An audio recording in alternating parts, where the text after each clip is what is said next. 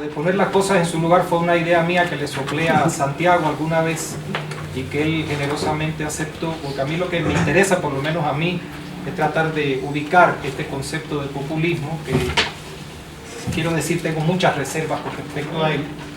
Yo lo que voy a exponer aquí ahora, y me parece que puede ser un concepto útil, puede ser un concepto provechoso si se utiliza desde ciertas coordenadas teóricas que, a mi modo de ver, se encuentran en la obra de Gramsci, y sobre todo si lo llevamos, si este concepto de populismo lo trabajamos vinculado al concepto de revolución pasiva. Es lo que voy a intentar exponer aquí. De hecho, la canciller alemana Angela Merkel se había reunido con un grupo de alumnos de una escuela primaria, y en la conversación una niña de origen libanesa le explicó a la canciller que ella y su familia habían tenido que huir de su país y pedían refugio en Alemania, pero que estaban a punto de ser deportados, y la niña le pide ayuda para lograr la estancia en la nación europea.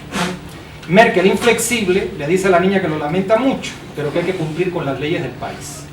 La niña entonces rompe a llorar, la Merkel se le acerca, le da unas palmaditas y le pide que no llore, pero en modo alguno le promete ayuda.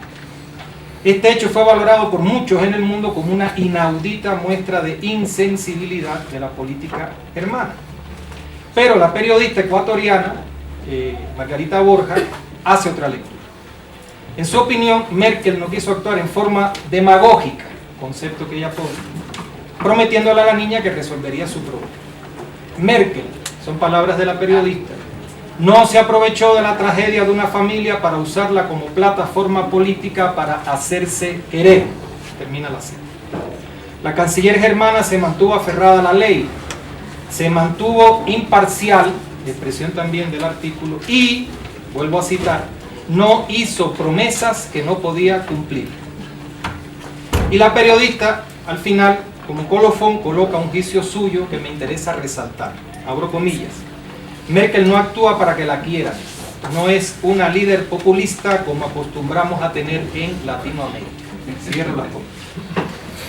La utilización del concepto de populismo y de político populista en este artículo es paradigmática de la forma usual en que estos términos son utilizados, no solo en los discursos políticos y en la narrativa mediática, sino también en amplias zonas de la teoría política.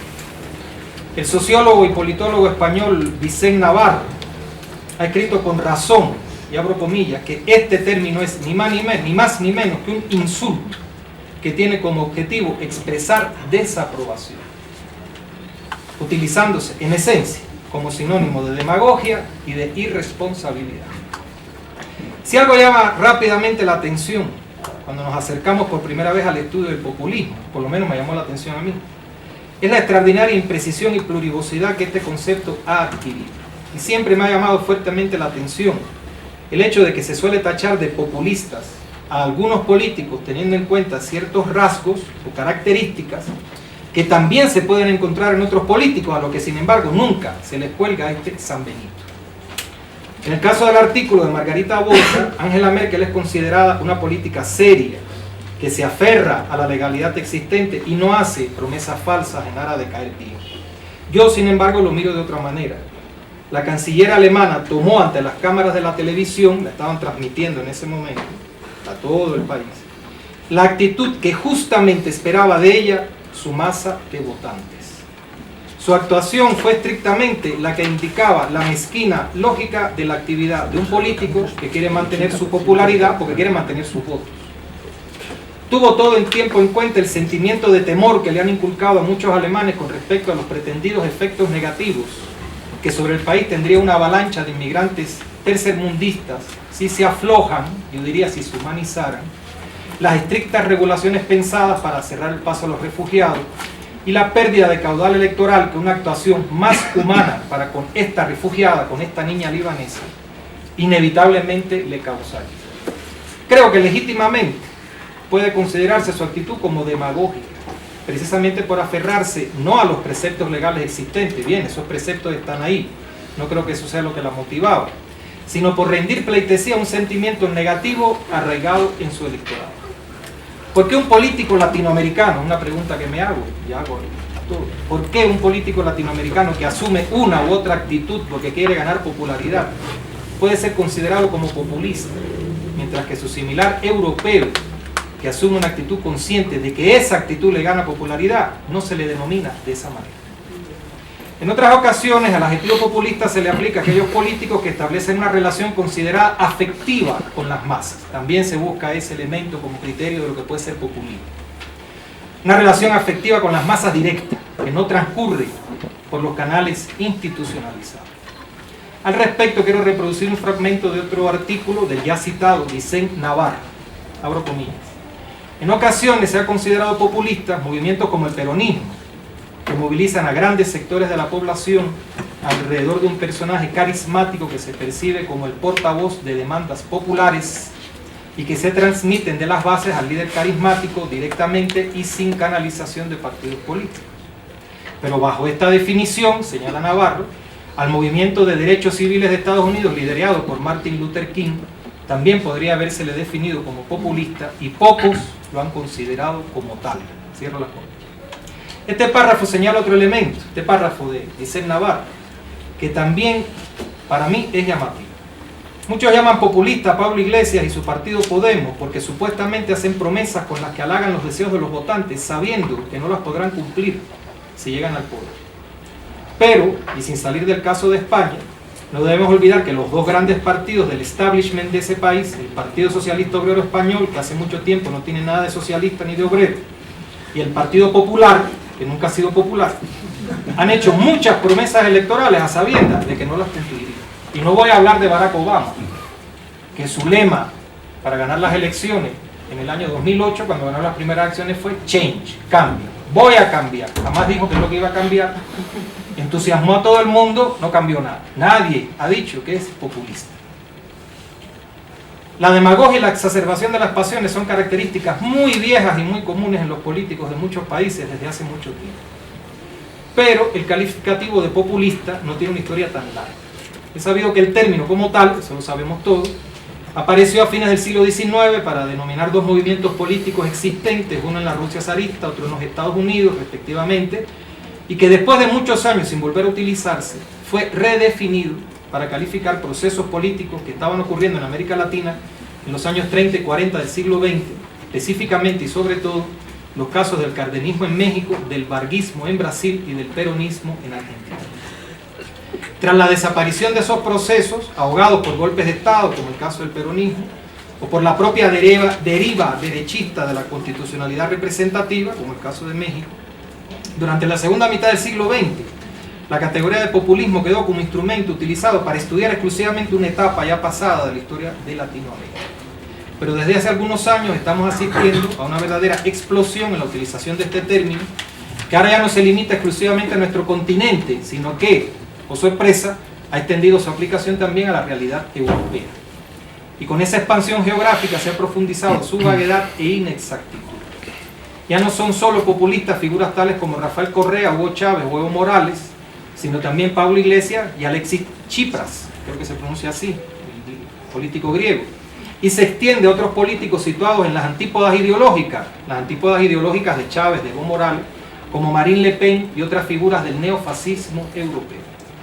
Este concepto se utiliza de forma indiscriminada, englobando movimientos con sensibilidades políticas no solo diferentes, sino incluso abiertamente antagónicas, contrapuestas unas con las otras. En artículos académicos se tilda de populistas políticos derechistas que abrieron o continuaron las políticas neoliberales, como Alberto Fujimori en Perú, Álvaro Uribe en Colombia, incluso hasta Menem. Hay autores que lo han tachado de populista, o abiertamente fascistoides y xenófobos, como Jean-Marie Le Pen en Francia o el Tea Party en los Estados Unidos. Y se establece una relación directa entre populismo y totalitarismo. En el caso de nuestro continente, el renacer del concepto ha sido propiciado sobre todo por la necesidad de captar la esencia de un conjunto de procesos políticos que se han desarrollado en algunas de nuestras naciones en estos primeros años del siglo XXI, que se han presentado como una ruptura con las políticas neoliberales que predominaron de este lado del Atlántico a fines del siglo XX. ¿Hasta dónde, pregunto, el concepto de populismo es válido para designar la especificidad cualitativa de los gobiernos de Ecuador, de Venezuela, de Argentina, de Bolivia y de otros países? Muchos autores prestan más atención a los elementos formales que a características esenciales para establecer el contenido de este concepto.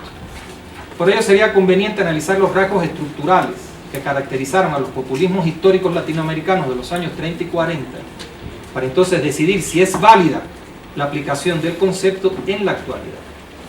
Se trató de procesos caracterizados por la ascensión al poder estatal de un sector de la burguesía decidida a modernizar el país y la maquinaria burocrática estatal, que logró desplazar del poder a las oligarquías tradicionales, convirtiendo a sectores populares en actores políticos, estructurando una complicada alianza entre esa burguesía modernizadora, sectores populares asalariados, la burocracia estatal y ciertos grupos dentro de las Fuerzas Armadas. Aquellos gobiernos progresistas instauraron una tímida versión del estado de bienestar, adoptando políticas keynesianas y combinando un ascenso de la lucha, en algunos casos, de la organización de las masas populares de una parte, con un liderazgo carismático y una relación directa entre el líder y su base plebeya. Siendo así, no tiene ningún sentido calificar de populista personajes como Álvaro Uribe o Alberto Fujimori o Carlos Saúl Menem. Gobiernos actuales como los de Rafael Correa en Ecuador, Evo Morales en Bolivia, Hugo Chávez en Venezuela o el movimiento kirchnerista comparten algunos de esos rasgos, pero otros no. Y no hay tampoco completa coincidencia entre sus características. Entre Hugo Chávez, Rafael Correa, Evo Morales, el kirchnerismo, para no hablar de procesos también tachados, populismo en Uruguay, etc., hay también profundas diferencias. La relación del gobierno con los movimientos populares, por ejemplo, ha sido y es muy distinta en cada uno de estos países, por solo poner un ejemplo. Llegado a este punto, creo que es muy importante vincular la reflexión sobre las especificidades de este neopopulismo, concepto que pongo entre comillas, latinoamericano, por llamarlo de algún modo, con la concepción elaborada por Gramsci sobre la revolución pasiva. Varios pensadores latinoamericanos ya han llamado la atención sobre este punto. Me refiero a autores como Máximo Modonesi, Lucio Oliver, Elvira Concheiro, Carlos Nelson Coutinho, Álvaro Bianchi, entre otros, que han desarrollado esta tesis. En palabras de Javier Valls, se entiende por revolución pasiva, abro comillas, un proceso de transformación desde lo alto, en el que se recupera una parte de las demandas de abajo, pero quitándole toda iniciativa política autónoma, lo cual genera consenso, hasta ahí la cita, pero sin otorgar poder político a los sectores populares. Se trata de una revolución por cuanto implica una transformación en el sentido de una modernización capitalista de la sociedad, pero pasiva por cuanto los sectores y clases subalternos no dirigen el proceso ni obtienen mayores cuotas de poder, sino que son utilizados por aquellos sectores de la burguesía que tienen que apoyarse en ellos para desplazar del poder a la oligarquía tradicional. Fue precisamente ese papel subordinado de los sectores populares lo que propició que aquellas experiencias populistas de modernización del Estado y la sociedad de los años 30 y 40 del pasado siglo concluyeran con, y esta cita es de Atilio Borón, la conformación de una nueva fracción de la clase dominante integrada por las grandes empresas transnacionales y con la posterior constitución de una burguesía imperial que eliminaría, en todo caso subordinaría por completo, los viejos restos de la burguesía nacional. Cierro con esto. Es precisamente la concepción de revolución pasiva, en mi opinión, la que permite diferenciar entre un proceso populista en el que mediante recursos diversos, líder carismático, recursos discursivos, clientelismo, etc., se convoca al pueblo para luchar contra estructuras oligárquicas y que tiene en general un sentido progresista de gobiernos neoliberales que utilizaron la demagogia para implementar agendas que lesionaron profundamente a los sectores populares y la soberanía nacional. Y también, y pienso que esto es importante, para aplicar un prisma más complejo y más profundo para evaluar las potencialidades y las limitaciones de gobiernos como los de Ecuador, Bolivia, Venezuela, etcétera, y poder definir en qué medida son realmente populares y no solo populistas. Muchas gracias.